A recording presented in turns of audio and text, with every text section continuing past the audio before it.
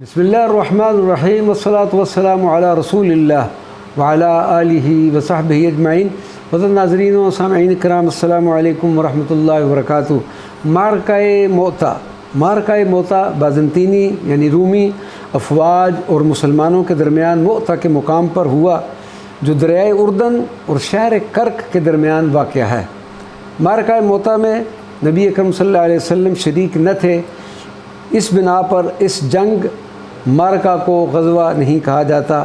بازنطینی افراد میں آدھے عرب شامل تھے، جن کا تعلق اردن و بلاد شام سے تھا۔ صلح حدیبیہ کے نتیجے میں مسلمانوں اور قریش کے درمیان کچھ وقت کے لیے جنگ نہ ہوئی۔ یمن کے ساسانی گورنر کے اسلام قبول کرنے کے بعد اس کے قبائل بھی مسلمان ہونا شروع ہو گئے۔ سرکار دو عالم صلی اللہ علیہ وسلم نے دعوت اسلام کے لیے حضرت حارث بن عمیر الازدی کو بطور سفیر اردن روانہ کیا، جن کو سفارتی روایات کے برخلاف قتل کر دیا گیا، جس پر ان قبائل کی سرکوبی کے لیے سرکار دو عالم صلی اللہ علیہ وسلم نے 3000 پر مشتمل ایک فوج مغربی اردن روانہ کی، جس کے سپہ سالاروں کی ترتیب آپ صلی اللہ علیہ وسلم نے اس طرح دی کہ حضرت زید بن حارثہ کو امیر لشکر مقرر فرمایا۔ ان کی شہادت کی صورت میں حضرت جعفر بن ابی طالب سپہ سالار افواج ہوں گے۔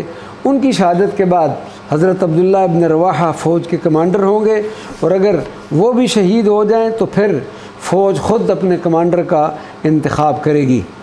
حضرت زید بن حارثہ اس جنگ میں انتہائی شجاعت اور بہادری سے لڑے۔ آخرکار رومی افواج نے حضرت زید بن حارثہ کو نیزوں کی مدد سے زمین پر گرا کر شہید کر دیا۔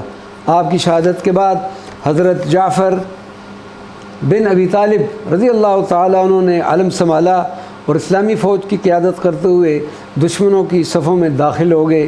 انتہائی جرأت اور بہادری سے دشمنوں کے حملوں کا مردانہ وار مقابلہ کرتے رہے، لیکن جب آپ گھیرے میں آ گئے اور محسوس کر لیا کہ اب شہادت قریب ہے، تو اپنا گھوڑا فارغ کر دیا اور پیدل چلتے ہوئے نہایت خون ریز جنگ کی اور بالآخر جام شہادت نوش فرمایا۔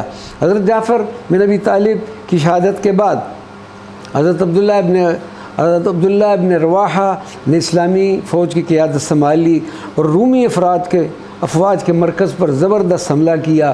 شدید لڑائی میں حضرت عبداللہ ابن رواحہ نے بھی جامع شہادت نوش فرمایا۔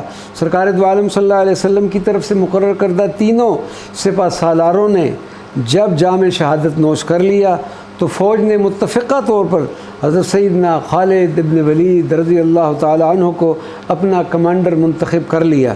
حضرت سیدنا خالد ابن ولید جنگی حکمت عملی اور مختلف حربوں کو استعمال کرنے میں نہایت اعلیٰ و وسیع تجربہ رکھتے تھے اور ایک اعلیٰ درجے کے سپاہی اور جنگجو تھے۔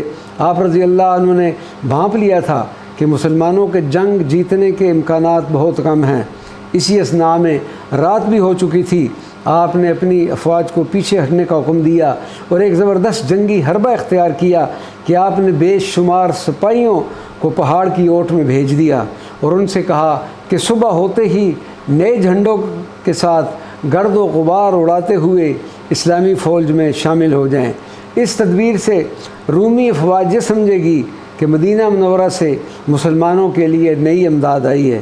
سیدنا خالد ابن ولید رضی اللہ تعالیٰ عنہ کی اس جنگی حکمت عملی کے نتیجے میں رومیوں نے اپنی افواج پیچھے ہٹا دیا، جس سے جنگ رک گئی اور دونوں افواج واپس چلی گئیں۔ اللہ تبارک و تعالی ہمیں سیدنا خالد ابن ولید رضی اللہ تعالی عنہ کے فیض اور برکت سے مستفید فرمائے۔ وما علینا الا البلاغ المبین۔